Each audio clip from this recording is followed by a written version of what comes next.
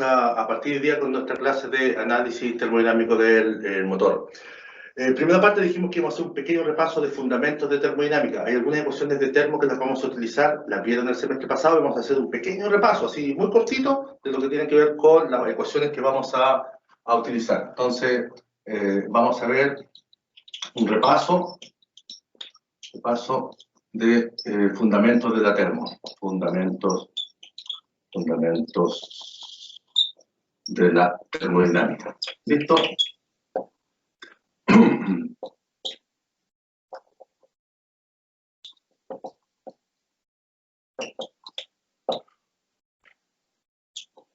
Bien, vamos a partir con eso, fundamentos de la termo, y vamos a las cosas que vamos a hacer acá. Pues vamos a trabajar, estamos trabajando en termo, así que nos vamos a preocupar de las presiones, de los volúmenes, de las temperaturas, vamos a trabajar algo con la entalpía, los volúmenes específicos, las entropías. Estos son nuestros temas para este semestre. Estas van a ser nuestras variables a trabajar. ¿Listo? De las cuales hay algunas que las podemos trabajar fácilmente, que son fáciles de obtener. La presión la podemos medir fácilmente, el volumen también, la temperatura también. Nos va a costar un poco más medir, por ejemplo, la entalpía, el volumen específico y la entropía, pero estas normalmente las sacamos por tabla. Y para todo esto, para llevarnos, ¿qué cosa? A la masa. ¿Listo? Entonces podemos tener presión, volumen, bueno, podemos tener los números mol, y aquí podría seguir sumando variables, pero no es la idea. La primera función que tuvieron fue desglosar toda esta función de presión, volumen, temperatura. Entonces dijimos que la presión por el volumen sobre la temperatura, en el punto 1, por ejemplo, es exactamente igual a la presión volumen, la presión 2 por el volumen 2 de la temperatura. Esa fue la primera ecuación que vieron. Y después nos dimos cuenta que todo esto, pues la presión, el volumen y la temperatura, para un número de moles determinado, por ejemplo n, nos daba una constante, la llamamos constante universal de los gases. Entonces, teníamos que la opción PV, presión, volumen sobre temperatura, para una unidad molar, nos daba la constante universal de los gases. Entonces, esta ecuación la expresamos inicialmente como PV NRT. Y es una ecuación universal o una ecuación general. ¿Por qué? Porque estamos utilizando la constante universal de los gases. Pero estaba en unidad molar. Entonces, para trabajar, nosotros normalmente dijimos que íbamos a trabajar con las masas, vamos a trabajar de masas, vamos a hablar de kilos de o gramos de, pero siempre en masa. Entonces, de ahí aparece que tenemos que el número de moles siempre es la masa sobre la masa molecular. ¿Sí? Bueno, en algunas tablas más antiguas le aparece como el peso molecular, pero nosotros sabemos que esto es la masa molecular. Entonces, el número de moles siempre es la masa sobre la masa molecular. Si lo reemplazamos en nuestra ecuación, nos quedaba que PV iba a ser igual al número de moles, que es la masa sobre la masa molecular, por la constante universal de los gases. Hasta ahí teníamos una ecuación, pero aquí también podíamos sacar la masa, pero teníamos que conocer siempre el valor de la masa molecular. ¿Listo? Y eso se da por tabla. Entonces, pero también sabíamos otra cosa. Sabíamos que si trabajábamos con otra ecuación, que es una ecuación general, porque teníamos el dato universal, ahora si trabajamos para un solo elemento, por ejemplo, la presión, el volumen, la temperatura, solamente para el oxígeno, estamos trabajando con una condición, podemos trabajar con un R particular. El R particular siempre va a ser el R universal partido por la masa molecular del elemento. Si estamos, por ejemplo, trabajando con un elemento cualquiera, con el oxígeno, yo voy a decir que el R del oxígeno va a ser igual al R universal, ¿cierto? Partido por la masa molecular del oxígeno. ¿Listo? Entonces, ahí tengo el R particular, lo reemplazaba en la ecuación, me queda que PV es igual a la masa, partido por la masa molecular, por la constante universal. Pues la constante universal sabemos que es la constante particular por la masa molecular. Todo esto por la temperatura. Se nos van nuestras masas moleculares y nos queda una ecuación que es PV MRT. Perdió la ecuación algo, perdió lo universal de, pero si la voy a aplicar para cualquier, tengo que sacar siempre el R particular. Es una ecuación ahora particular, pero podemos sacar rápidamente el valor de la masa. Entonces, cuando tenemos sistemas depósitos, cosas de ese tipo, tenemos la presión, el volumen, la constante particular, la temperatura, podemos obtener fácilmente la masa, o cualquiera de las variables que podamos tener en ese punto. Sí, todavía no nos sirve para la tabla, porque las tablas normalmente que tenemos trabajan con estos valores, trabajan con la entalpía, el volumen específico y la entropía. Entonces, Sabemos sí que el volumen específico de cualquier gas o cualquier elemento va a ser el volumen sobre la masa. Entonces, si el volumen sobre la masa, podemos decir esto que el volumen sobre la masa. Entonces, nuestra ecuación nos puede quedar de esta forma. Puede ser que la presión por el volumen, ¿cierto? Pero nos podría quedar el volumen y yo la masa que está aquí la puedo pasar dividiendo, digo. Entonces, con la masa va a ser igual a la constante por T. Esto dijimos que lo conocemos, es el volumen específico, entonces me queda que P, V, R, T. Esta ecuación, para obtener valores de presión o temperatura, necesito el volumen específico y el volumen específico lo puedo sacar de tabla. O con estos valores de presión, volumen, voy a la tabla con el volumen específico dado, ¿cierto? Es una ecuación con el volumen específico.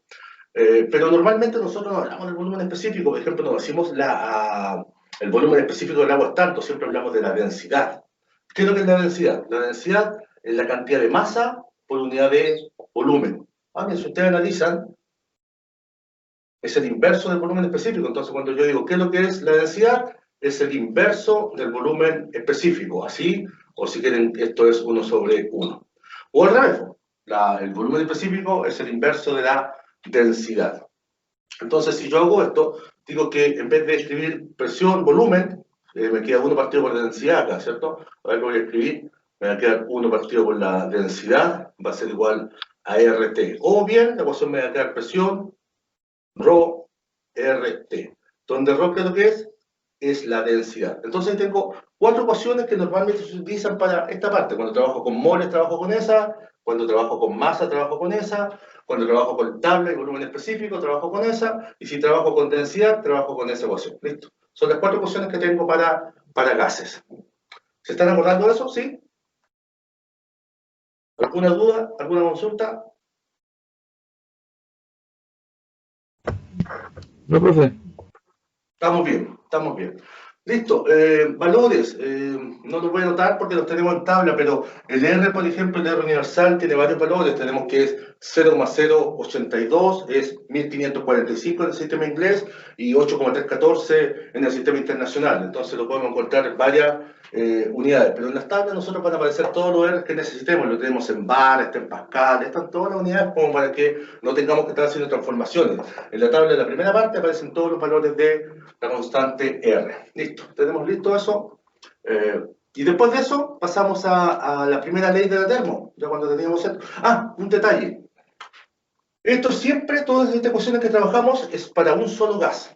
Ahora, si trabajan con mezclas, que lo normal que nosotros en este ramo es importantísimo que se acuerden de mezclas, porque si trabajamos con mezclas, esto va a cambiar un poquito. Entonces, ¿qué va a hacer? Por ejemplo, voy a tomar esta ecuación. Si yo trabajo con mezclas, esto va a ser la presión total de mezcla por el volumen, ¿cierto?, del recipiente, la masa de la mezcla, por el R de la mezcla, ¿cierto? El R total, ¿cierto? De esto, para todo el sistema que va a haber, y la temperatura de la mezcla, ¿cierto? Total. Ahí está.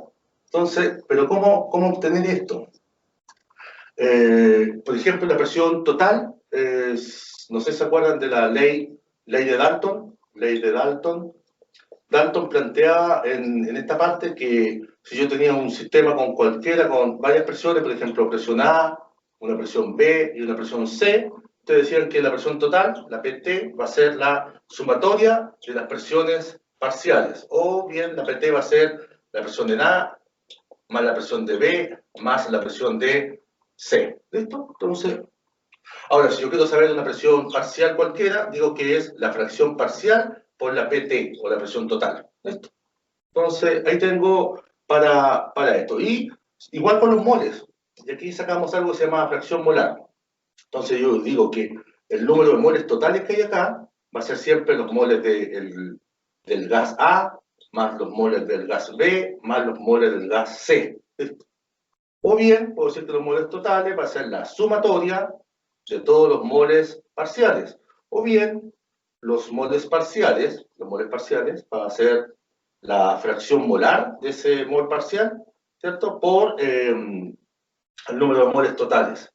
Y aquí sacamos una conclusión bien simpática de esto, que la fracción molar siempre es el número de moles parciales partido por el número de moles totales. Ahí tengo mi fracción molar. A esto le llamamos fracción molar. ¿Se acuerdan de eso? ¿Sí?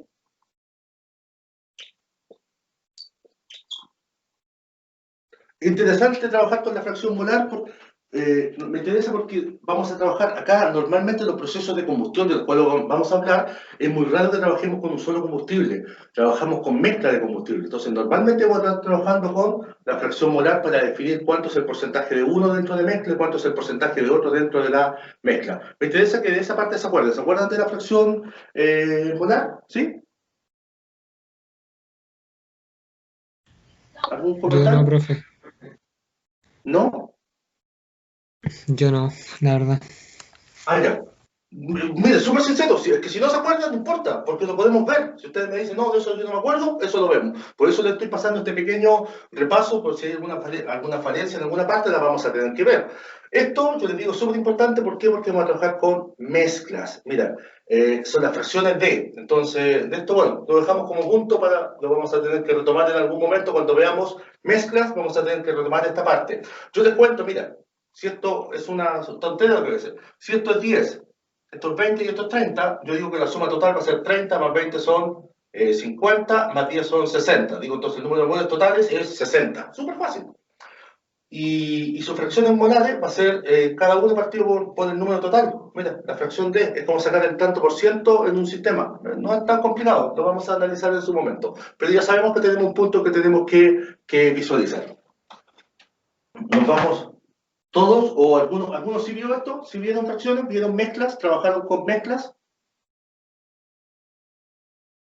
¿sí? ¿O ninguno? ¿No? Sí. No, profe. ¿Usted sí? Ah, no, por mi parte no. Ya, no importa, lo vamos a tener que ver entonces. Y voy a borrar acá, acuérdense que este es un pequeño repaso, y vamos a trabajar después nos fuimos a la primera ley. La primera ley de la termodinámica. Listo. Y en la primera ley también pues, planteamos nosotros una situación de un punto con respecto a otro, del punto 1 al punto 2, yo la vez aquí lo resumía, sino que digo que, por ejemplo, el calor de un volumen de control más la sumatoria de las masas de ingreso por las entalpías de ingreso más la velocidad de ingreso al cuadrado partido por 2 veces G sub C más Z por G sobre G sub C va a ser igual siempre a la potencia del volumen de control más la sumatoria de las masas de egreso por la entalpía de egreso más la velocidad de egreso al cuadrado partido por 2 veces G sub C más el Z de egreso por G sobre G sub C. Bien. Ahí tengo la primera ley de la termodinámica para el sistema de flujo estable, estado estable. ¿De acuerdo? ¿Se están acordando de eso? Ah, sí, profe, algo. Ya, bien, bien. Solo hacer un comentario que la tenemos en el sistema. Y aquí esta primera ley se la podíamos aplicar a muchas cosas. Aquí yo la veía al tiro como... Primero, ustedes la analizaron a lo mejor como calor y trabajo. Yo aquí al tiro la puse como rapidez de referencia a calor y la puse al tiro como potencia. Entonces lo estoy viendo como potencia. Si yo a esto le quito el flujo másico y dejo solamente la masa, me va a quedar en funciones del calor y del trabajo. Bueno, pero ahí la puse al tiro como genérica durante toda la situación. De aquí podíamos trabajar con N elementos, ¿ya? De aquí para buscar los valores, normalmente, ¿qué buscábamos? Buscábamos en tabla, ¿ya? Y aquí nos acordamos un poquito de las tablas. Cuando trabajábamos en tablas teníamos, para esto podíamos trabajar con las campanas, ¿cierto? Nuestra campana aquí, donde, por ejemplo, en un gráfico PV, en un PV, y aquí teníamos las isotermas, ¿cierto? De eso sí nos acordamos bien, isotermas. ¿Sí? Esta es la temperatura. ¿Sí? Entonces teníamos ese punto. A esta zona le dábamos un nombre, que fue la zona que siempre conocimos como saturado. Esto era saturado. Esta es la zona de sobrecalentado, ¿cierto? Esta es la zona de subenfriado o líquido comprimido, subenfriado, enfriado, ¿cierto? Hasta ahí estamos. Este punto tenía otro, esto era la ecuación de título 0, y aquí tenía título 1, esto título 0, título 1, bueno, y aquí teníamos los distintos títulos que podían aparecer en el sistema, ¿cierto? Si nosotros estábamos, por ejemplo, en este punto, aquí de la BSS, vapor, saturado y seco, ¿cierto? Aquí tenemos el punto de entrada y esto es, aquí es 100%, si analizamos esto, si es en este punto es el X0, significaba que era 100% líquido, ¿cierto? Y el X1 significaba que era X1, 100% vapor, ¿cierto? ¿De ahí sí nos estamos acordando? ¿Sí? Y teníamos ecuaciones y las veíamos, y para eso teníamos tablas. Teníamos las tablas que nos definían las tablas de líquido comprimido, saturado o sobrecalentado, ¿cierto? Y teníamos algunas condiciones para obtener estos valores. Nosotros en esta zona, en esta parte del ramo, vamos a trabajar normalmente en zona de sobrecalentado, por lo tanto nuestras tablas van a estar enfocadas a la zona de sobrecalentado, zona gaseosa, no vamos a estar en zona de saturado ni vamos a estar en zona de líquido comprimido. Rara vez vamos a hablar de esto, pero sí vamos a trabajar en esta zona porque vamos a trabajar con elementos de estado gaseoso y que están a altas temperaturas, entonces nos vamos a encontrar con esta zona. Pero no es malo que nos acordemos del resto. Y para sacar bueno, y aquí tenían algunas ecuaciones para obtener algunas cosas, por ejemplo, si ustedes sacaban la entalpía siempre era la entalpía, ¿se acuerdan? La entalpía de gas, ¿sí? Entalpía de gas, de 1 menos el título por la entalpía de gas menos la entalpía de fluido, ¿cierto? Lo mismo era para el volumen era el volumen de gas menos 1 menos el título por el volumen de gas menos el volumen del fluido. O también lo hacían para la entropía, que era la entropía del gas menos 1 menos X menos la entropía del gas menos la entropía del fluido. Esta es la ecuación que teníamos y aquí podíamos despejar la entalpía gaseosa, la de fluido o el título. Normalmente, si teníamos el valor de entalpía y teníamos por tabla estos valores, podíamos sacar rápidamente el título. Acuérdense que si nosotros entrábamos a la tabla con un valor de temperatura, podías obtener absolutamente todo. Y en esta zona coexisten que la presión y la temperatura es constante. Ahí tenemos que hacer algunas salvedades con el ejercicio para poder trabajar en esa zona. ¿Hasta ahí alguna pequeña duda? Después esta primera ley se le aplicaron a N cosas. Se le aplicaron, por ejemplo, no sé si vieron turbinas. ¿Han sonado turbinas? Sí, profe. Ya, se le aplicaron a turbinas. En las turbinas tenían aquí la potencia. Podíamos a lo mejor tener una turbina adiabática y tenían el punto 1 y el punto 2. Aquí tenían la diferencia de altura, las presiones. Aquí tenían presión-temperatura en el punto 1 y presión-temperatura en el punto 2. Tenía un flujo másico que pasaba por la turbina. Podíamos calcular turbinas sin ningún problema con primera ley. Después, los intercambiadores de calor también, no podían trabajar con ellos. Intercambiadores de calor, venían aquí el sistema y venía por esta forma el sistema. Entonces aquí, claro, aquí nos encontramos con el detalle que teníamos punto 1, punto 2, punto 3 y punto 4, por ejemplo, ahí está. Y teníamos intercambio de calor. Aquí también, pues las fórmulas, era desglosar la fórmula, normalmente uno, no sé cómo lo hacen ustedes, pero en termo, desglosa la fórmula al tiro para turbinas, esta fórmula la desglosa al tiro para intercambiadores. Intercambiadores, por ejemplo, normalmente es una presión constante, por lo tanto no evitamos N cosas. Miren, no quiero rayar esa, pero bueno, no hay diferencias de altura, por ejemplo, no tenían diferencias de velocidades, los flujos másicos esto se reducía, son externamente adiabáticos, por lo tanto aquí no había transferencia de calor y no había eso, mira, se subía. Entonces tú decías, ¿y a qué se reduce entonces esto? Mira, los intercambiadores se reducían a la mínima presión sumatoria de las masas de ingreso. No lo voy a escribir ni así, sino de la masa de ingreso. La masa 1 por la entalpía 1 más la otra masa que entra, vamos a decir que el fluido está entrando por 3, ahí está entrando por acá, va a ser la masa 3 por la entalpía 3, ¿no? Y así, listo. Y igual, le voy a eliminar esos puntos, sí, listo. Y era igual a la masa 2 de salida por la entalpía 2. Y esto era, no me acuerdo esto, la masa 4 por la entalpía 4. Y típico para intercambiar nos quedan de esa forma, ¿no? Donde 1 y 2, aquí estaba 1 y 2, entonces la masa 1, está aquí, la masa 1 y la masa 2 son iguales. Por lo tanto, digo, le llamo masa, por ejemplo, del vapor. Masa del vapor, la 1 y 2 puede ser que son iguales, por lo tanto va a ser entalpía 1 menos entalpía 2, y nos daba igual a la masa de fluido, que era para enfriar, que era igual a la entalpía 3 menos la entalpía 4. Solo un ejemplo, solamente voy a acordar que de la primera ley, esta es la ecuación genérica y la podemos llevar a título de ecuaciones particulares. Entonces, para intercambiadores, si yo manejaba esta fórmula, ya manejaba la ecuación de intercambiadores. ¿Pero de dónde salió? De la primera ley. Es decir, si yo me aprendo esa, aplicando eso en todos los ejercicios, puedo hacerlo exactamente igual. ¿Qué vamos a hacer nosotros acá en combustión? Le vamos a aplicar la primera ley de la termo a los procesos de combustión. Bien, miren cómo respecto a, no sé si tienen alguna otra duda con respecto a termos, podemos seguir viendo la segunda ley y otras cosas, pero no creo que sea, es solamente para mostrarles algunas cositas que se tienen que acordar de la primera parte, que las vamos a ocupar, pero con eso yo creo que basta con nuestro repaso. Si alguien tiene alguna duda, es el momento de preguntar, porque vamos a partir con nuestro tema. Bien, nuestro tema. Entonces, nuestro tema hoy día va a ser proceso. Dijimos que la primera unidad, vámonos a la primera unidad entonces, y la primera unidad que vamos a ver va a ser procesos de combustión. Procesos de combustión. ¿Listo? Procesos de combustión. Eso es lo que vamos a definir.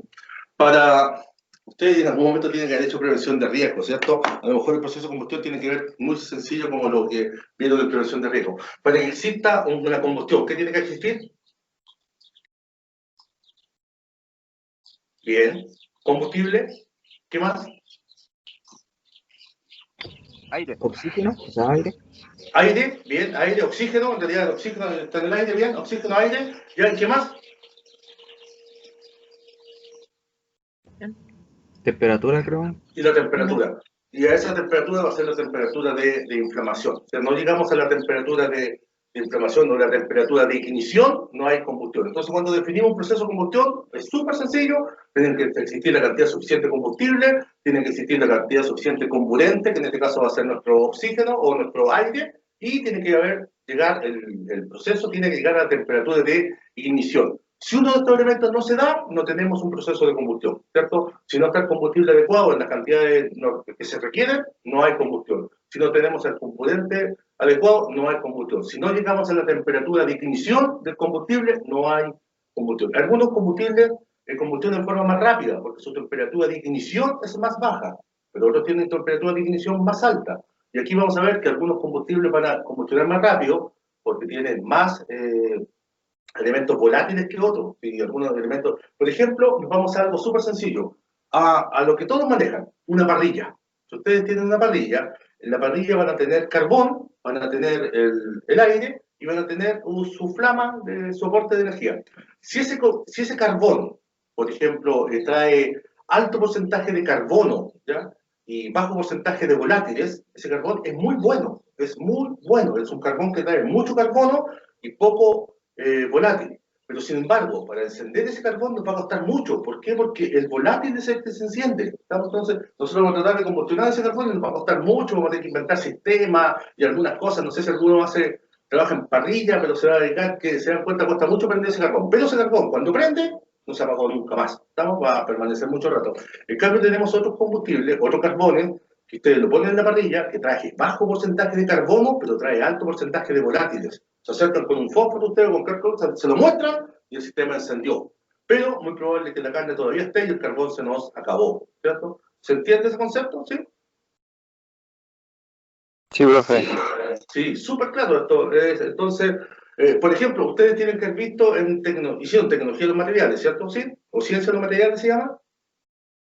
Los carbones se clasifican en antracita, bituminoso, semibituminoso, subbituminoso, lignitos y arcillas.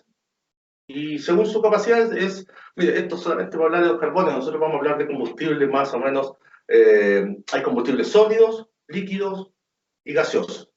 Combustibles sólidos tenemos en ese punto. Un detalle, no sé si alguien se acuerda. ¿Qué combustible conocen ustedes que se puede combustionar en forma sólida?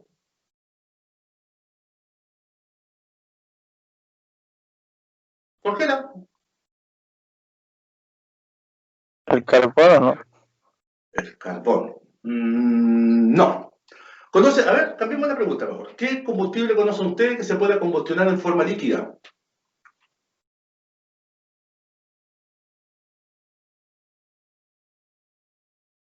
Automotrices, todos, ustedes deberían saber por qué no. A ver, Petróleo. ¿ah?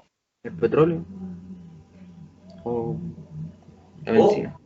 la ¿La benzina? benzina. No, tampoco. No. Miren, hay un pequeño detalle. Aquí tenemos que saber algo. No existe ningún combustible que se pueda quemar en estado sólido, ni ningún combustible que se pueda quemar en estado líquido. Todos los combustibles solamente se queman en estado gaseoso. No hay combustible. Por ejemplo, ¿nosotros podríamos quemar el carbón en estado sólido? No, tiene que estar en estado gaseoso.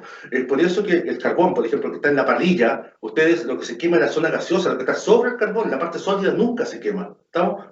Cuando va pasando a estado gaseoso, recién ahí en ese momento se empieza a quemar. Nunca se quema en estado sólido. Igual los combustibles líquidos. Nosotros no vemos cómo se quema el líquido, vemos cómo se quema el vapor sobre el líquido, pero nunca se quema el combustible en estado líquido. En cambio, los gases, que es como el proceso automotriz. Nosotros aparecieron los inyectores de combustible. ¿Cuál es la función de un inyector?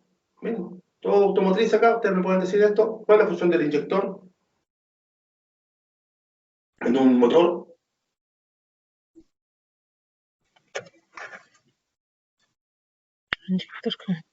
Sí, un inyector, un auto común y corriente, un auto inyectado, no computador, hablamos de inyectado. Listo. ¿Cuál es la función del inyector?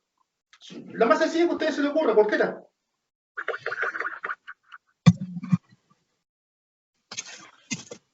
¿No? ¿Ninguna? Bien, les cuento. La función esencial del inyector, independiente que va cambiando, nos modernizó el vehículo, todo lo que ustedes quieran, la función de un inyector es pulverizar el combustible para llevarlo más rápido al estado gaseoso. Para que un combustible se pueda quemar dentro de la cámara de combustión, tiene que estar en estado gaseoso. Entre más rápido lo llevamos a estado gaseoso, más rápido se va a combustionar. Por lo tanto, ¿cuál es la función del inyector? Simplemente llegar al sistema, y llevarlo a estado, lo pulveriza para llevarlo a estado gaseoso. Esa es la gran función de un inyector. Ahora que para que nosotros tengamos un proceso de combustión tiene que existir las 3T. Tiene que tener la temperatura adecuada dentro de la cámara de combustión, tiene que tener la turbulencia apropiada, por eso que le damos forma a los pistones, en la cabeza del pistón le damos la forma para que genere una turbulencia dentro del sistema. Entonces, tenemos que dar temperatura, turbulencia y tiempo de permanencia. Ustedes se dan cuenta que a alta RPM es raro que en un proceso de combustión nosotros podamos tener mucha permanencia de la mezcla dentro de la cámara. Entonces, entró la mezcla, ojalá la mayor turbulencia posible para que se alcance a quemar toda y no la alcancemos a tirar para afuera. Sobre ciertas revoluciones ya nosotros tenemos el rendimiento máximo de un motor, esto tienen que haber visto un motor de ustedes en cuarto ya, que en un punto máximo es donde la combustión se puede hacer 100%. Nunca tenemos 100, pero pongamos que llegamos a 100% en un punto, su máximo rendimiento. Pero a medida que aumenta la RPM nos empieza a bajar la presión de combustión porque nos empiezan a cumplir las 3 condiciones: la temperatura, el tiempo de permanencia y la turbulencia. ¿De acuerdo? Estamos entonces para el proceso de combustión. Para que exista combustión se necesita entonces, dijimos, 3 cosas. ¿Qué cosa era? Vamos a decir que esto va a ser, miren, súper sencillo. Esta es nuestra cámara de combustión. Cámara de combustión. Esta cámara de combustión puede ser una cámara de combustión abierta o puede ser una cámara de combustión cerrada. Para que exista combustión tiene que existir un combustible. Aquí tenemos que tener un combustible y tenemos que tener un oxidante, ¿cierto? O lo vamos a llamar comburente. Comburente. ¿Listo? O al tiro nomás, nosotros estamos al tiro como oxidante, ¿no? Para nosotros hacer un oxidante. Oxidante. Esto es combustible oxidante. Y aquí vamos a tener gases, producto de la combustión. Producto de la combustión. ¿Listo? Entonces, para que exista un proceso de combustión, tenemos que tener una cámara de combustión. Aquí está nuestra cámara de combustión. Vamos a este es nuestro estudio. Este es nuestro volumen de control. ¿Vamos? Entonces, eso vamos a definir que nosotros vamos a estudiar eso. Este va a ser nuestro volumen de control. Volumen de control o volumen a estudiar. Y tenemos entonces nuestro volumen de control, nuestro combustible, tiene que usar combustible, oxidante y gases producto de la combustión. Si tenemos esos 3 elementos, nosotros tenemos un proceso de combustión. ¿Cómo funciona esto? Tenemos el combustible le vamos a sumar el oxidante.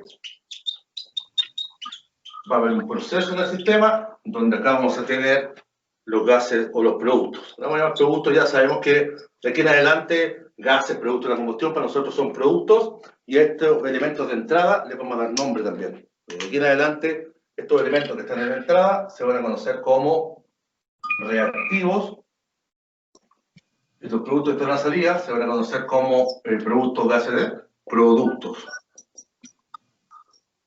Entonces, para que exista tenemos que tener la suma de los reactivos y nos van a entregar los productos. Ahí tenemos nuestro proceso de combustión. Si cumplimos con esto, estamos listos.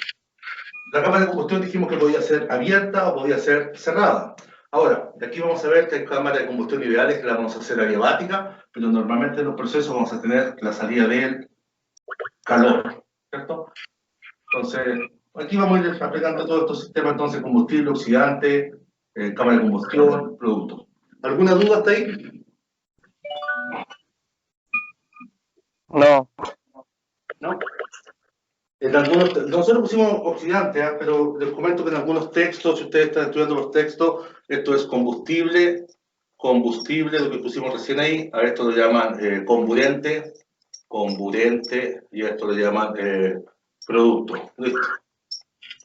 También es válido, ¿eh? Comburente, nosotros activos asumimos que es el oxidante, ¿ya?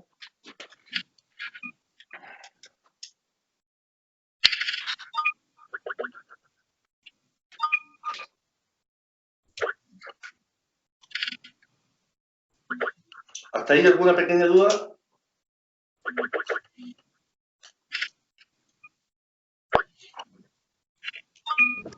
No, profe. Bien.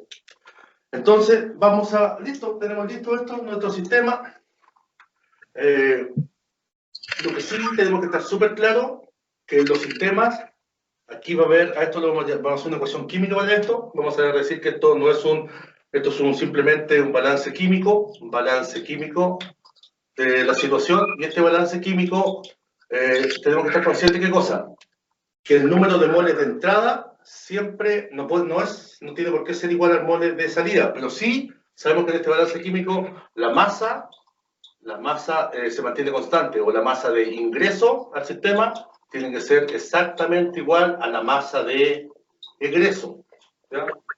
Entonces tenemos que la masa de ingreso es exactamente igual a la masa de egreso. Y vamos a hacer nuestra primera ecuación. Tenemos, por ejemplo, si tuviésemos un proceso, a ver, combustible, mira, vamos a hacer un combustible con oxígeno, vamos a tener combustible, un carbono, vamos a decir que a este carbono le vamos a sumar oxígeno y vamos a formar CO2. ¿Listo? Si ustedes analizan esto, las masas moleculares, ¿alguien? Tenemos las masas moleculares. ¿Ah? ¿Alguien tiene el micrófono?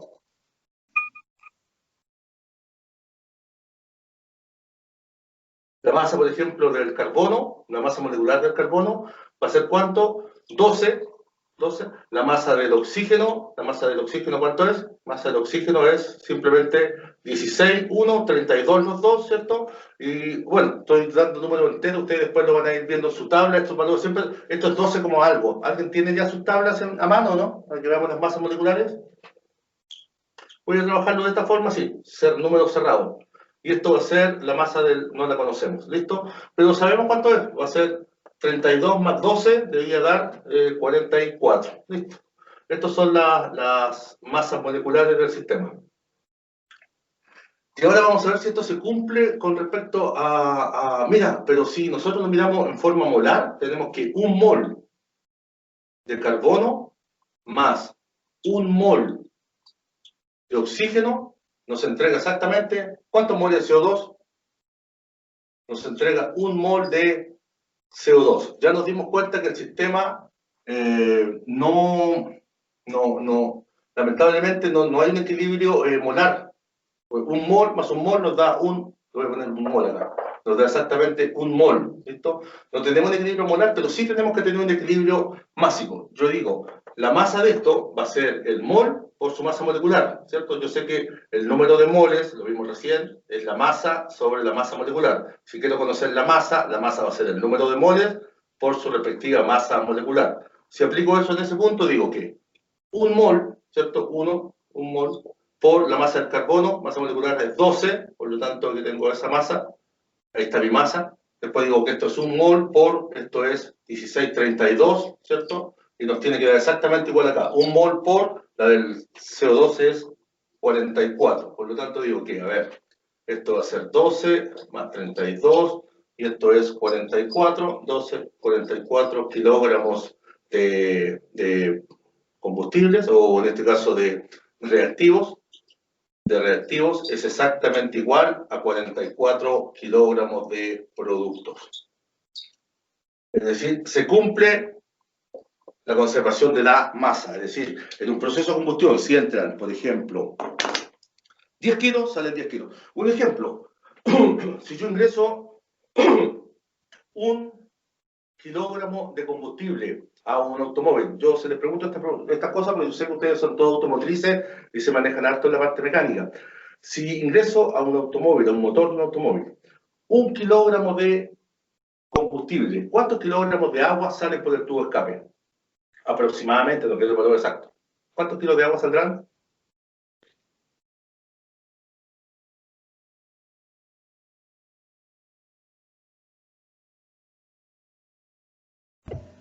¿Qué pillo, profe?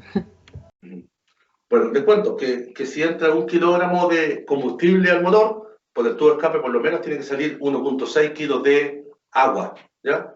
Un poquito más, un poquito menos, dependiendo del combustible, pero eso es la relación más o menos. Es como el 10% del proceso de combustión se transforma en agua. Por ejemplo, ustedes cuando ingresan un kilo de combustible, están ingresando, si tienen una relación, por ejemplo, 15, están ingresando un kilo de combustible y están ingresando 15 kilos de aire. Entonces, su suma total, están ingresando 16 kilos de reactivo a la cámara. De esos 16 kilos, más o menos, el 10% se transforma en agua. El resto se va a transformar en CO2, en CO, en todo lo hidrocarburos parcialmente quemados, todo lo otro. ¿Pero de acuerdo?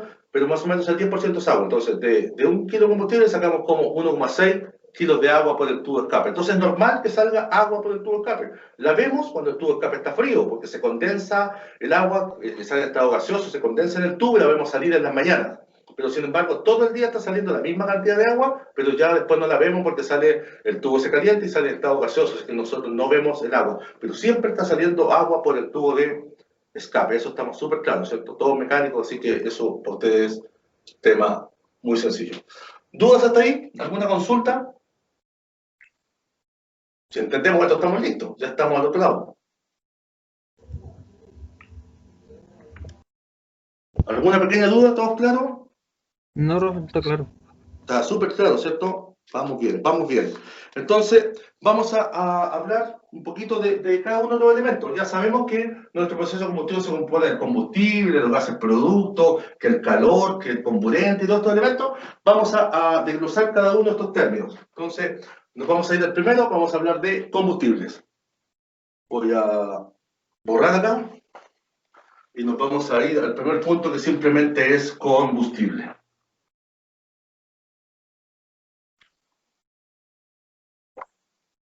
Y vamos a colocar aquí entonces, el primer punto, vamos a hablar de los combustibles.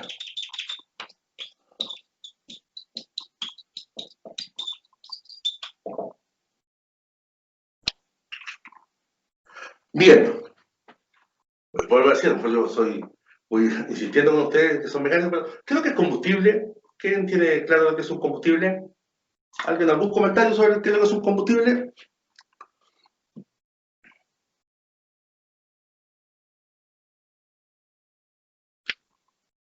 ¿No? Miren, combustible de cuento es cualquier sustancia Un susceptible de ser inflamable, quemada. ¿no? ¿Ah? Un inflamable. Sí, cualquier sustancia que se pueda quemar es un combustible. Cualquier sustancia que se pueda combustionar es un combustible. ¿Listo? Hay combustibles más rápidos y combustibles más lentos. Pero todos son combustibles. Todo aquel sistema que nosotros... ¿Qué es lo que pasa es que tenemos que entender qué es lo que es una combustión? Una combustión es un proceso de oxidación violento. Ahora, tú dices, pero también podría ser un combustible una oxidación lenta, sí, pero no tengo liberación de energía. ¿En cuánto tiempo? Dejo un fierro ahí que se oxide, tú dices, se está combustionando, porque por la definición de combustión, que es una oxidación, sí, el fierro se oxida, pero la energía la va a liberar en años. Por lo tanto, en cambio, los combustibles que utilizamos son aquellos que apenas les damos la opción, ellos liberan inmediatamente su energía. Los combustibles pueden ser combustibles sólidos, los combustibles pueden ser líquidos y los combustibles pueden ser gaseosos. Entonces, ¿qué es lo que son combustibles? La definición tiene el apunte, ¿eh? Yo aquí solamente es cualquier sustancia posible de ser quemada, posible de ser quemada, ¿ya? Y puede ser o combustionada, como ustedes quieran, puede estar en estado sólido, lo podemos encontrar combustible en estado sólido, combustible en estado líquido y combustible en estado gaseoso. Para lo que nosotros estamos viendo, que son motores, nos interesan los combustibles en estado líquido y los combustibles en estado gaseoso. Los combustibles en estado sólido existen el carbón mineral, existe el carbón vegetal, dijimos que de los carbones minerales ya estamos tratando, si viendo las noticias estos días, quieren dejar atrás todo lo que son carbones minerales para la producción de energía, así que los quieren dejar atrás, pero existen, si los vieron en algún momento, están las estructuras, están las antracitas, dijimos, están los bituminosos, los semibituminosos, subbituminosos, lignitos y arcillas, esos son los procesos. Ahora, antracita es el mejor de los carbones, alto porcentaje de carbono, bajo porcentaje de volátil y otras cosas. Mire, independiente qué combustible sea, vamos a hablar de un combustible sólido. El combustible sólido lo vamos a identificar su calidad, ¿listo? Simplemente su calidad.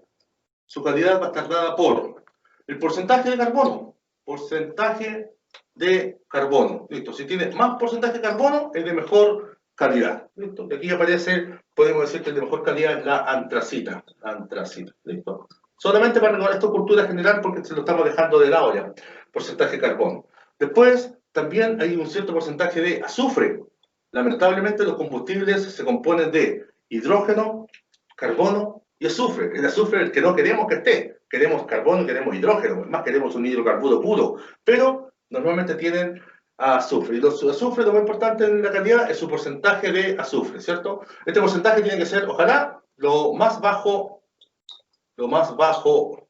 posible. Ahora, si ustedes dicen, tengo un combustible sin azufre, ideal. Sería ideal que no tenga azufre, ¿cierto? Es decir, se exige porcentaje de azufre. Y tienen volátiles. Los volátiles son, todos los combustibles vienen, a lo mejor vienen en estado sólido, tú puedes decir, viene en estado sólido, pero tiene cantidad de volátil sobre él. Esa cantidad de volátiles le da la capacidad de que pueda encenderse. Por ejemplo, un combustible no tiene volátiles, tú puedes estar todo el día y no va a encender. No va a encender porque sus volátiles son muy bajos. Entonces, el porcentaje, puede haber la calidad de un combustible sólido, es el porcentaje de carbono, el azufre, los volátiles y su humedad. Listo. Con eso manejamos ya. Ahora, si ustedes lo aplican todavía hay chimeneas o hay esto, si un combustible tiene alto porcentaje de humedad, muy difícil que se realice una buena combustión, muy probable que genere mucho CO y nos empiece a contaminar en exceso y le cuesta mucho encender. Si tiene mucho volátil va a encender muy rápido y ese combustible va a ser de mala calidad porque se nos va a ir rápidamente. Si tiene mucho azufre van a aparecer SO2 o óxido de azufre en el sistema y eso se va a la atmósfera y cuando llueve el famoso lluvia ácida, por lo tanto no queremos azufre en el sistema. Y los porcentajes de carbón nos va a dar la calidad. Ahora, hay carbones que traen alto porcentaje de carbón y hay otros que traen muy bajo porcentaje de carbón. Hay unos que... En Chile, por ejemplo, carbones minerales no tenemos de buena calidad. Podrían ser antracita, bituminoso, semibituminoso. En Chile hay la cuarta calidad, semibituminoso. Son casi bituminosos, son un poquito más que arcillas, entonces son de muy baja calidad. Si aquí en Chile se trabaja con carbón todavía, esos carbones normalmente vienen de afuera, no se usan en Chile. Y carbones con exceso, cuando el carbón pasa mucho tiempo, esto depende de los años, si pasa mucho tiempo, deja de ser carbón y pasa a ser cristales y se cristaliza. Por ejemplo, Sudáfrica perdió su capacidad de carbón y se aparecieron los diamantes, ya se vuelven diamantes el asunto, es decir, llegamos al otro extremo, ¿sí? ¿Dudas hasta ahí? ¿No? Estamos bien. Los combustibles líquidos, ¿sí? Dígame.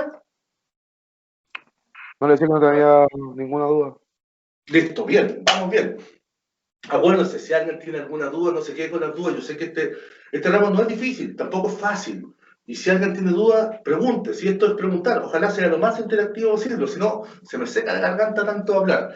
Miren, sólidos, líquidos, combustibles líquidos que conozcan. La benzina, La benzina una, ya otro. petróleo, El petróleo, el diésel, ya otro. El agua RAS.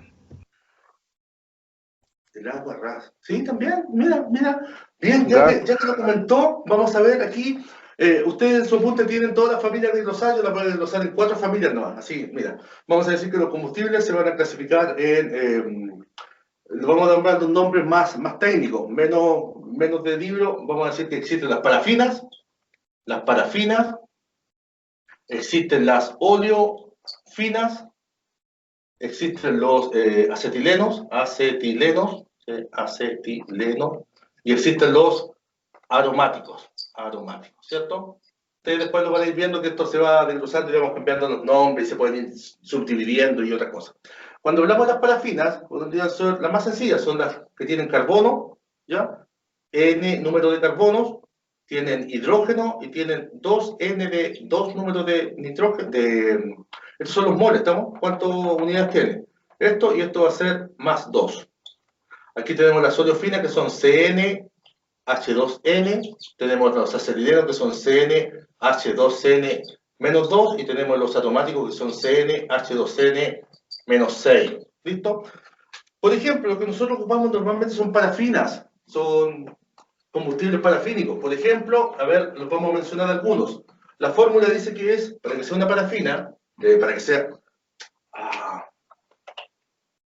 una parafina, ahí está, parafina, ¿ya?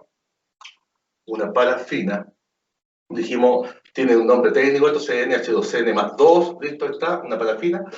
Esta tiene una condición especial, ¿ya? Son de esa forma. Entonces, por ejemplo, podríamos decir, el primero, C de un carbono, entonces CnH1 por 2, 2 más 2, 4, CH4, C2, H6, C3, H8, C4, H10, C5, H12, C6, H14, C7, H16, C8, H18.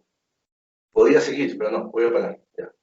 C62, H126. Listo. Por nombrar algunos, ¿ya? Ahí tenemos algunas parafinas. Y casi todas estas son populares. Ustedes ya las conocen. Miren, por ejemplo, la primera se conoce como metano. Metano. La segunda es un etano. Etano. Esa es un butano. Ah, no, este es butano. Metano. Esto es butano. Butano. Este es un butano. Este es un pentano. Este es un propano. Este es un hexano, ya no dejaría hexano. Este es un heptano. Esto es un octano. ¿Por qué? Bueno, lo voy a escribir, hexano, ya, ahí está. Las más populares. Esta, cuando tenemos la mezcla de metano-etano, normalmente se conoce como es un combustible gaseoso, y esto lo llamamos gas natural comprimido. Entonces, cuando ustedes compran gas natural o el gas de cañería, es el metano-etano, es una mezcla de estos dos. Después, el propano-butano se conoce como gas licuado de petróleo. Es el típico abastible, el gasco que ustedes compran en el balón de gas. Listo. Es mezcla de propano-butano. Pentano, hexano, ¿no? Y el heptano, octano, esto que está aquí, se conoce como el gasoil. Gasoil. ¿Sí? Gasolina, digamos. Sí, profe. ¿Listo? Y el último se conoce como alquitrán. ¿Listo? Para tratar de alquitrán. Entonces, todos los que nosotros conocemos son combustibles parafínicos. ¿Listo? Lo que ustedes dicen. Mira, y aquí viene algo simpático. El único que nosotros consumimos en Chile, que lo llamamos parafina, ustedes van a comprar, es más, venden estufas a parafina. Es decir, la estufa parafina es la de gas licuado, eso es una estufa parafina. La otra se conoce como gas, es queroseno. Mira, nosotros tenemos esta otra fórmula que son las oleofinas, que ya no son parafinas, mira. Las parafinas son esas. Las oleofinas son CnH2n. Por lo tanto, una de las más populares, C12H26, C12H26, ¿cierto? C12, 24, C12H24, ¿cierto? Esa simplemente es queroseno doméstico, queroseno doméstico. Y lamentablemente todo el mundo le llama parafina. Sin embargo, es la única que no es parafina. La única que no es parafina la conocemos como parafina. ¿De acuerdo? Y así pueden aparecer... y así aparecen otros, ¿listo? Ahí podríamos tener otro elemento más adelante. Después tenemos aromáticos, C6 y H6, a ver, el benceno, un aromático conocido. Bueno, ya no tanto, antes se ocupaba más, ahora ya casi no se ocupa, es el CnH2n-6. Entonces coloco C6H, 6 por 2, 2, menos 6, 6. Esto se conoce como benceno. Antiguamente, es por eso que nosotros le llamamos benzina, porque el combustible no trae aroma, entonces le colocamos un aromático. ¿Cuál era? El benceno. De ahí viene el nombre de la benzina. ¿Por qué tenía benceno? Eso era todo. ¿De acuerdo hasta ahí? ¿Dudas? No, profe. Y aquí en realidad está todo al tiro. Mira, me fui al tiro con los combustibles sólidos, líquidos y gaseosos. Aquí tengo los combustibles sólidos, aquí están los líquidos, y aquí tengo al tiro los combustibles gaseosos. ¿Cuáles son los combustibles gaseosos más usados? Podríamos nombrar varios, pero tenemos el gas natural, el gas licuado, el hidrógeno, ¿cierto? El gas de basural, del biogás. Bueno, todos los gases que pueden aparecer en el sistema son gases... son estados gaseosos de combustible. ¿Listo? Bueno, hay varios ahora y cada día se están haciendo más populares porque lo están empezando a utilizar más en el sistema. Lo que sí tienen que tener claro que este gas, esto es solamente cultura general, este gas se obtiene del destilado del petróleo. Normalmente el gas natural, el propano y el butano, también lo podemos encontrar en biogás, el gas de la basura, pero normalmente son destilados del petróleo. En cambio, el gas natural, ¿por qué es más barato? Porque el gas natural lo encontramos normalmente en yacimientos de gas, es decir, por ejemplo, en Bolivia hay muchos yacimientos de gas, es decir, se hace una perforación y vas a sacar gas directo, no tienes que procesarlo. En cambio, el propano y el butano son gases que se obtienen de la destilación del petróleo. Entonces, cuando se toma la campana y se hace toda la derivación del destilado del petróleo, lo que es más liviano lo vamos a utilizar como gases. ¿De acuerdo? Hasta ahí estamos de acuerdo. Bien, ¿alguna otra duda? ¿No? ¿Todo claro? Entonces estamos bien con eso, podemos decir que lo conocemos bien. Miren, técnicamente las parafinas se conocen como sistemas de enlaces simples y estos son enlaces dobles, pero ustedes lo van a ir viendo después. Vamos no sé si ya tiene el apunte, sacaron el apunte, y en el apunte pueden ir viendo que aparecen otras formas del sistema. Entonces ya tenemos listo, tenemos definido, estamos súper claros qué es lo que es un combustible. ¿Puedo borrar? ¿Qué es lo que es un combustible? Cualquier sustancia posible de ser quemada. Después de eso que tenemos el combustible, dijimos que el combustible para funcionar necesita el comburente, ¿cierto? Entonces vamos a colocar aquí el comburente. Comburente. Y esencialmente vamos a utilizar oxígeno. ¿Listo? Y el oxígeno lo vamos a encontrar ¿dónde? En el aire, ¿listo? Entonces vamos a definir, primer punto, aire. ¿Quién me podría decir qué es lo que es el aire? El aire tiene una composición química, ¿ya? Vamos a ver entonces, ¿el aire de qué se compone? Aproximadamente 78% bien, 78% de nitrógeno, 21% de oxígeno y 1% de otros. ¿Estamos? Todos estos valores son aprox. Ustedes en su apunte tienen los valores 78.03 y el 21.0 tanto, ¿cierto? Esos son esencialmente lo que encontramos en el aire. Nosotros, mira, para que no tengamos problemas con este curso, vamos a hacer que el aire para nosotros se va a componer de 79 partes de nitrógeno, ¿cierto? Y 21 partes de oxígeno. 21 partes de oxígeno. Esa va a ser nuestra composición para nuestras actividades prácticas, ¿listo? Mira, 21%, 1% de otro, donde el más importante es el argón. Listo, el argón. Entonces, el más importante que tenemos aquí es el argón y tiene peso molecular 40, así que eso hace que el aire sea un poquito más pesado. Entonces, tengo 29, 21 y 79 las porciones de oxígeno y nitrógeno en el aire, ¿cierto? Pero si yo quiero ver la relación entre ellos, puedo decir que los 79 dividido en 21 nos da exactamente ¿Alguien tiene mi calculadora? ¿Alguien tiene una calculadora por ahí?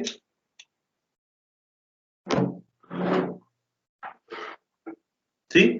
¿Cuánto da eso? 79-21. 3,76. 3,76, ya, gracias. 3,76. Entonces, ¿qué vamos a decir nosotros con esto? Para que tengamos y podamos formar nuestra ecuación de aire que vamos a utilizar, vamos a decir que el aire se compone de un mol de oxígeno más 3,76 moles de nitrógeno. Nosotros tenemos nuestra molécula de aire. O bien, si nosotros queremos escribir aire de aquí en adelante, vamos a decir que el aire va a ser O2 más 3,76 de nitrógeno. Esa de aquí en adelante es nuestra ecuación para definir el aire. Tal cual definimos un combustible, por ejemplo S o S, ¿cierto? Lo vamos a definir de esta forma. Entonces, cuando hablemos de aire, de aquí en adelante, en vez de decir, por ejemplo, agua, siempre decimos H2O, aire de aquí en adelante para nosotros va a ser O2 más 3,76 de N2. Es decir, se compone de un mol de oxígeno más 3,76 moles de nitrógeno. Ahora, si ustedes quieren, la molécula de aire se compone de 1 más 3, son 4,76 moles. Estos son el aire. Listo, ahí tenemos aire. Si sacamos la masa molecular de eso, para obtener más o menos cuánto va a ser la masa molecular del aire, la vamos a tratar de obtener. Tamaño malo, por favor.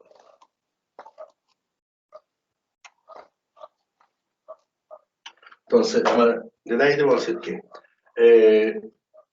el oxígeno tengo 16, ¿cierto? 16 por 2, más los 3,76 del nitrógeno por, que es 14,28, ¿cierto? Tenemos 28. De aquí, cuando sacamos esto, digo, 16 por 2 nos da exactamente 32, ¿cierto? Más 3,76 por 28. Y aquí tengo entonces 32 más 3,76 por 28, ¿listo? Tengo 137.28, mira, eso me daría 137. Yo entonces sé que 4,76 moles tienen esa masa molecular. Entonces esto van a ser los moles y esto va a ser la masa molecular. Tienen 137.28, pero yo quiero saber cuánto es la masa de un mol de aire, ¿cierto? Un mol de aire, X aire. Entonces digo que va a ser 137 dividido en 4,76. Y me da esto 28, el X me da 28,84, ¿cierto? ¿Sí? ¿Hasta ahí estamos bien? Esto va a ser nuestra masa molecular, ¿cierto? Masa molecular. Pero, para efectos prácticos, vamos a decir que de aquí en adelante, la masa molecular del aire, para nosotros va a ser aproximadamente 29. Entonces, cuando definamos masa molecular del aire, cuando la necesitemos, va a ser 29. Entonces, el aire, esa es la ecuación del aire, y esta es su respectiva masa molecular. ¿De acuerdo? Se encuentra que es 28,84, pero en la práctica es más cerca de 29. ¿Por qué? Porque tiene argón. En realidad, mira, aquí estamos subiendo que no tiene argón, ¿cierto? Pero sí consideramos el argón tiene masa molecular 40, hace que sea mucho más pesado. Mira, este es 28, este es 32 y este es 40. Ese 40 hace que sube un poquito, entonces de 28, más o menos en la forma práctica nos queda siempre 29. Entonces, para efectos prácticos, para efectos de cálculo, nosotros vamos a usar 29 la masa molecular del aire. Profe, ¿Sí? en tabla sale que es 28,97. ¿Igual vamos a ocupar 29? Sí, sí, Ya. sí, vamos a ocupar 29. Ahora, mira, si usted quiere ocupar el valor, sí, mira que aquí todos los valores que yo usé los puse fijos. Mira, si tú puse 78. Es recomendable cuando ustedes trabajen con tablas, trabajemos con los valores que aparecen en tabla, ¿cierto? Entonces, cuando yo te digo, mira, aquí yo puse los pesos, puse 78, 21, lo que pasa es que aquí también consideré 3 nomás, y en realidad el sistema tiene como 5 o 6, dijimos que tiene entre otros, el más importante es el argón, pero tenemos dióxido de carbono, tenemos neón, tenemos otros gases que aparecen en esto. Yo podría sacar el peso ideal. Sí, el peso ideal es díganos cuánto es, 28,90 y 97. 97. Sí, ese es el valor. Si ustedes quieren ocupar ese, yo normalmente ocupo el 29, por efectos prácticos más rápido uso el 29, pero si quieren usar el 28, porque el 28,97 es el justo. Igual que, por ejemplo, yo cuando digo el hidrógeno lo considero 1, ¿ya? Pero en realidad es 1,0 y tanto, entonces que sí podríamos trabajarlos todos por tabla, pero con el 29 también es aceptable. Con el 28 nos va a dar exacto, aquí por eso yo puse que esto es aprox 29, ¿ya? Pero anda súper cerca del 29, a 28,97, independiente que aquí nos dio 28,84 porque eliminamos todos los otros gases. ¿Y esto por qué yo uso 29? Porque en la práctica es 29. Tú dices, ¿pero por qué? Sí, es que el aire que nosotros ocupamos normalmente para un proceso de combustión siempre es más pesado que lo normal, porque este es un aire limpio. Pero el aire que nosotros usamos para nuestro proceso de combustión normalmente no es un aire limpio. Viene hasta contaminado con particulados, viene con CO2, viene con gases en el sistema, viene con impurezas, viene con polvo de suspensión. Su peso siempre en la práctica va a ser más de 29. Entonces tú dices, ¿y ocupo ese? Viejo, anda más cerca de 29. Pero si ocupamos cualquiera de los dos es válido, ¿de acuerdo? No tengo problemas con eso. Ya, bueno. Hasta ahí parece que estamos bien. ¿Qué conclusiones sacamos de acá? Que esta es nuestra fórmula de aquí en adelante. Cuando hablemos de aire, va a ser O2 más... Claro, esta fórmula también, yo podría hacerla, mira, esto es un ejemplo de lo que tendría que hacer. Voy a colocarlo acá. Voy a hacer un hidrocarburo, un octano, C8, C18, más aire. Pero el aire, yo lo estoy escribiendo así, ya estoy escribiendo aire O2 más 376 de N2, listo. Vamos a hacer este proceso de combustión, listo. Pero si no fuese así, yo tendría que anunciarlo, tú dices, hagámoslo real. Sí, podría ser real, 18 más, y aquí tendría que decir, a ver, esto sería más la cantidad de oxígeno que hay en el aire, más la cantidad de nitrógeno que hay en el aire, más la cantidad de argón que hay en el aire, más la cantidad de todos los otros elementos que hay en el aire, hasta por ejemplo CO2, CO. Se me complica, mira, ya saqué una ecuación que ya va a ser extremadamente larga, y aparte de eso, tratar de desglosar el aire. Entonces, el aire que hice, tomé este aire y digo, mira, este aire no lo voy a considerar, para mí esta va a ser mi fórmula de aire, nada más. Este es mi aire puro, ¿cierto? Puro. Y ese aire puro tiene un peso de 28,97. Lo vamos a considerar 29. ¿Más o menos? Pero tú me dices que yo quiero que sea súper preciso el valor. Sí, súper preciso tendría que ser así, pero no lo vamos a hacer de esa forma porque, o si no, se nos va a complicar mucho. Nosotros queremos entender el proceso de combustión, pero no vamos a llegar a la parte de experimentación a extremo. ¿Hasta ahí estamos de acuerdo? Sí, profe. Sí, Bien, profe. estamos bien. Y tenemos entonces el combustible, el computente, y nos faltan los últimos elementos que dijimos que eran los gases, producto de la combustión. Listo. Y aquí en los gases, tenemos gases, vamos a decir que esto va a ser, último punto, gases, producto de la combustión, ¿cierto? Y en los gases producto de la combustión también, pues mira, nosotros tenemos nuestra cámara de combustión que está, a esta cámara de combustión le ingresó el combustible, le ingresó el aire, y aquí aparecieron los productos, ¿listo? Y en los productos que tenemos, mira, si la combustión fuese ideal, si yo estoy trabajando con hidrocarburo X, y esto es un hidrocarburo, ¿cierto? Es una mezcla de carbono con hidrógeno. ¿Cuánto carbono, cuánto hidrógeno? Para definir si es una olefina, una parafina, un acetileno, si es un octano, heptano, está lo mismo. Nos va a definir el combustible. Y aquí voy a tener aire. Voy a considerar que el aire está entrando eso. Es decir, en ningún momento consideré que entró argón, porque si considero que entra argón acá, tengo que decir sale argón en este punto. Mira, solamente con estos, mira lo que va a salir. Debería salir en un proceso de combustión ideal, debería salir CO2, agua y nitrógeno. Esto es lo que sale siempre en un proceso de combustión. Si ingresa carbono, hidrógeno, oxígeno, nitrógeno, en esas condiciones, nos va a salir CO2 o dióxido de carbono, agua y nitrógeno, ¿cierto? Pero esto es lo ideal, esto es lo ideal. Esto debería salir. Entonces, cuando nosotros decimos, cuando trabajemos en la primera parte que va a ser ideal, ¿qué sale en un proceso de combustión? Sale CO2, agua y nitrógeno. Pero en la práctica no es así. Cuando trabajemos en un sistema real, vamos a decir que también sale monóxido de carbono, ¿cierto? Que también tenemos la salida de carbonos puros. Hay carbonos que, miren, el sistema no alcanzó a atrapar ningún carbono, salió carbono puro, carbón. Salió, por ejemplo, oxígeno. El oxígeno no alcanzó a reaccionar, salió oxígeno. Si el oxígeno alcanzó a reaccionar por altas temperaturas, salió ozono. Ya tenemos O3. Si el sistema, por ejemplo, tiene alta temperatura, también podemos tener NOx. Hay carburos que salieron parcialmente quemados, a lo mejor combustibles más livianos, lo vamos a llamar, estos pueden ser parcialmente quemados, CHI, parcialmente quemados, o normalmente a esto le llaman HC, ¿estamos? Para diferenciarlos de la salida. Tenemos eso. Solamente considerando que entró carbono, hidrógeno, oxígeno, nitrógeno, sin considerar que entraron otros gases como el argón y otros elementos que nos van a dar. Mira, si este combustible tuviese contaminado, tuviese una cierta cantidad de azufre, ¿cierto? Si tuviese azufre, aquí también nos aparecería el SO2. Entonces, todo esto son los gases producto de la combustión. No sé si sea necesario nombrarlo o se lo saben ustedes, ¿sí? ¿Lo nombramos luego cómo se llama o no? Ozono, oxígeno, carbono, monóxido de NOx, óxido nitroso, ¿cierto? Óxido nitroso, hidrocarburos parcialmente quemados y óxido de azufre.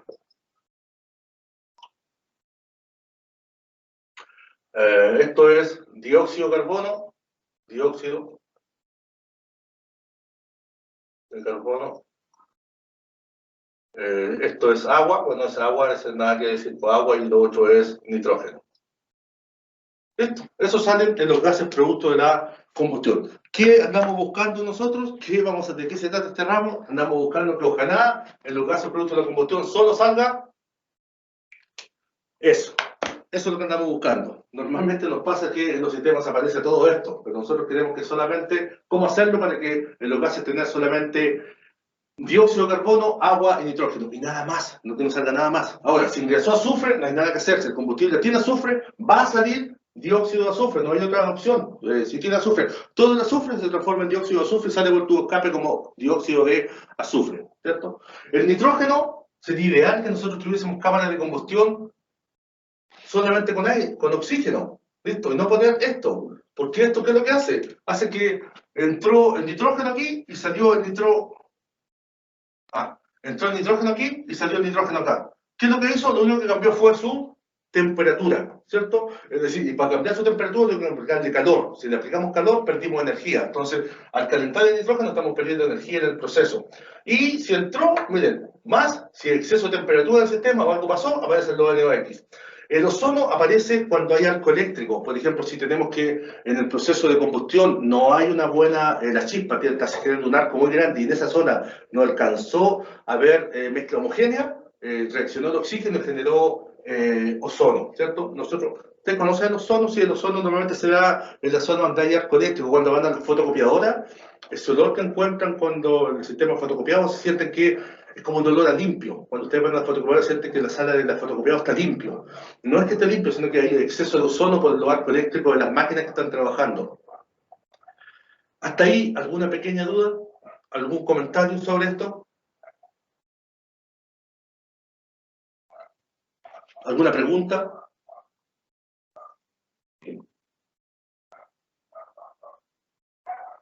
¿No? ¿Todo bien? Todo bien, profe. Vamos bien, entonces.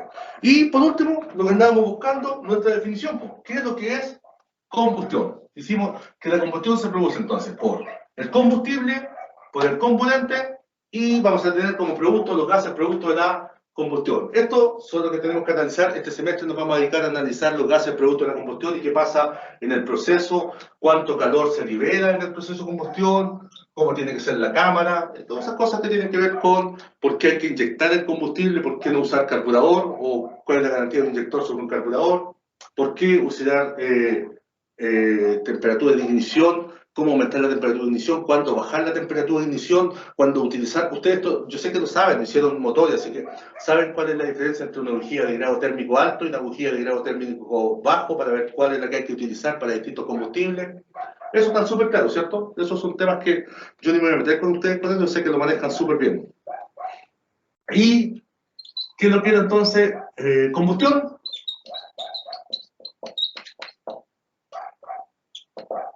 Mira, combustión es una intrínseca cadena de eventos a nivel molecular, donde lo que hacemos es, por medio del combustible, el oxidante, liberar la energía térmica que proceden los combustibles, para esta ser aprovechada. Eso es todo, eso es combustión, es una intrínseca cadena de elementos. Ahora, si lo queremos definir técnicamente, a lo mejor más burdo, podemos decir que oxidación, combustión es una oxidación violenta de los elementos posibles de ser oxidados del combustible. Listo.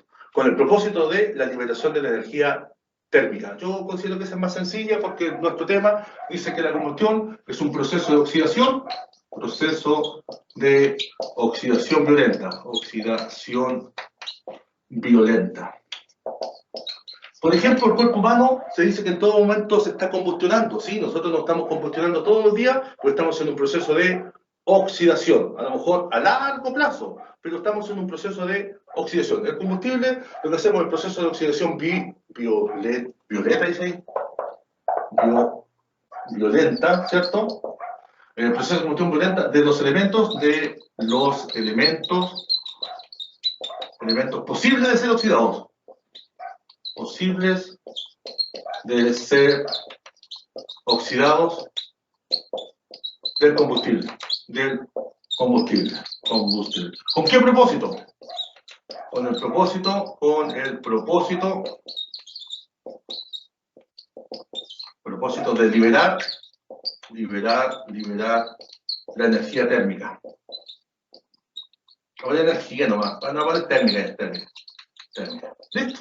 Eso es todo. Nosotros hacemos un proceso de oxidación violento para liberar la energía térmica provista por el combustible, ¿cierto? Eso, porque cuando tenemos que definir... Ahora, ustedes podemos usar la definición de diccionario y decir que es una intrínseca cadena de eventos a nivel molecular, la cual tiene un propósito de la liberación de energía térmica en un proceso de combustión. ¿Pero para qué? Porque con esto basta. ¿Alguna duda con respecto a eso, entonces? ¿Qué es lo que vamos a hacer nosotros durante el semestre? Vamos a hacer oxidaciones. Vamos a hacer simplemente oxidaciones para que veamos cómo vamos a obtener. Vamos a trabajar con oxidaciones, con exceso de aire, con déficit de aire y así. Bueno, ¿y la energía dónde la vamos a sacar? Aquí vamos a ver que la energía viene por medio de la entalpía. Y la entalpía la vamos a subdividir en temperatura en flama adiabática o entalpía de formación, entalpía a la temperatura de trabajo y entalpía de referencia. Pero son cosas que vamos a ir viendo un poquito más adelante. ¿De acuerdo? ¿Alguna duda hasta ahí? ¿Todo claro? ¿Alguna consulta sobre lo que vimos? ¿Algún aporte? ¿Algún comentario? ¿Uno? ¿Al menos uno? ¿No?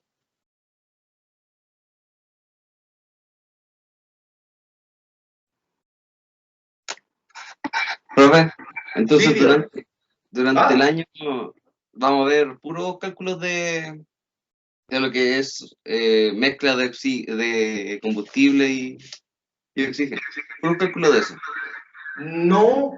Que aquí calculamos otras cosas. Por ejemplo, la primera parte, la combustión, pero después tenemos que ver, sí, a lo mejor podemos decir sí, pero vamos a calcular qué cosas, por ejemplo, los factores lambda, las temperaturas, los grados térmicos de las bujías que tienen que usar para que el proceso sea ideal. Es decir, vamos a buscar cómo tendría que ser un proceso de combustión para que tú tengas una condición ideal. Por ejemplo, muchos mecánicos cometen el error de colocarle cualquier bujía al sistema, no preocupando del grado térmico de la bujía. Y no es así, el grado térmico es súper decisivo para qué elemento vamos a ocupar. Vamos a tratar de hacer análisis de los gases de escape.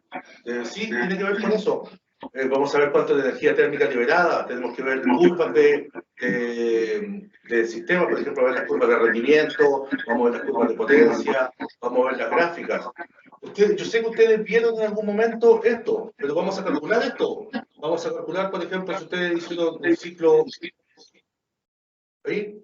El ciclo Otto, el ciclo Diesel, el ciclo Atkinson, lo vamos a tener que ir analizando para ver cómo mejorar el sistema. Pero de eso se trata el ramo de cálculo. Y después tenemos que ver la parte de transferencia de calor, es ver los calores. Por ejemplo, aquí estos son adiabáticos, pero aquí hay calor. Por ejemplo, en un proceso de combustión aquí hay calor. Aquí va a haber calor perdido y calor aportado. ¿cierto? En un ciclo. Entonces vamos a tener que ver estos calores y con ese calor vamos a tener que definir de qué tamaño tiene que ser el radiador o el intercambiador de calor para poder disipar ese calor. Esas cosas son las que vamos a ver este semestre. Y ustedes, esto como el preámbulo para el ramo que viene, ustedes ven el próximo semestre dinamómetros, van a ver motores. Y ahí en motores tienen que aplicar todo esto que nosotros vimos acá, lo van a tener que aplicar en motores porque ahí van a realizar la curva del dinamómetro, tienen que tomar el motor, instalarlo, van a hacer la curva y ahí en esas curvas nosotros se supone que ya vamos a ver analizado, ustedes las van a tener que aplicar. ¿Sí? Pero se trata de eso todo el semestre.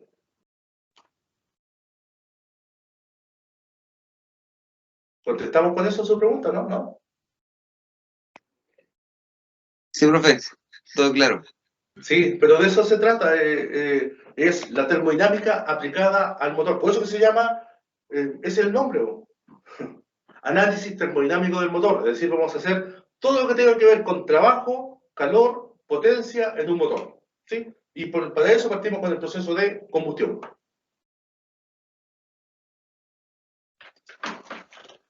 Yo sé que, y tenemos la suerte que ustedes son todos mecánicos, entonces la parte de motores se maneja muy bien. Yo les voy a contar algunas pequeñas cosas, pero ustedes son los que se manejan en el asunto, ¿cierto? Espero.